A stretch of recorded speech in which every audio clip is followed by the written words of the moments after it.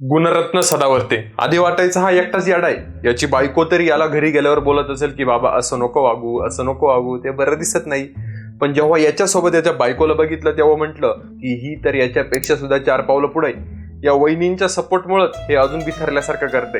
जेव्हा ही जोडी सोबत असते तेव्हा तिथेच स्टँडअप कॉमेडी शो चालू होऊन जातो. ही ना मान मोडेपर्यंत याच्या प्रत्येक वाक्याला रिस्पॉन्स देत असते. विषय काही पण असू द्या, मान मोडेपर्यंत ती हलवणं इज परमनंट. या जोडीला महाराष्ट्राच्या कुठल्याही विषयात पडायला लय आवडतं. मराठा आरक्षणाचा विषय असो, मराठी भाषेचा विषय असो किंवा अजून कोणताही विषय, हे कायम महाराष्ट्राच्या विरोधातच असतात. या दोघांपर्यंत ठीक होतं, पण यांची पोरगी ती पण तशीच. झेन नाव आहे तिचं.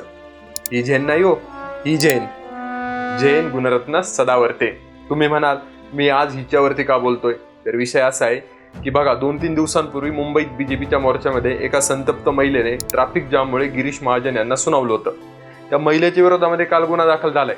आणि विशेष म्हणजे हा गुन्हा काही गिरीश महाजनांनी दाखल केला नाहीये किंवा बीजेपीच्या कुठल्याही कार्यकर्त्याने दाखल केला नाहीये, तर हा गुन्हा दाखल केलाय गुणरत्न सदावर्ते यांच्या लेकीने, झेन गुणरत्न सदावर्ते हिने.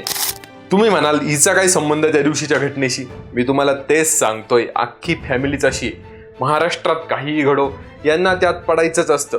आता ती सवय पोरीला पण लागली. खरं तर ही फॅमिली म्हणजे महाराष्ट्राला लागलेली एक कीड आहे. सत्तेतील कोणालाही कुणीही काहीही बोललं तर त्यांच्यासाठी फॅमिली मैदानामध्ये उतरते. दोघांना आपण झेलतच होतो, आता हिला पण सहन करावं लागल, एवढंच.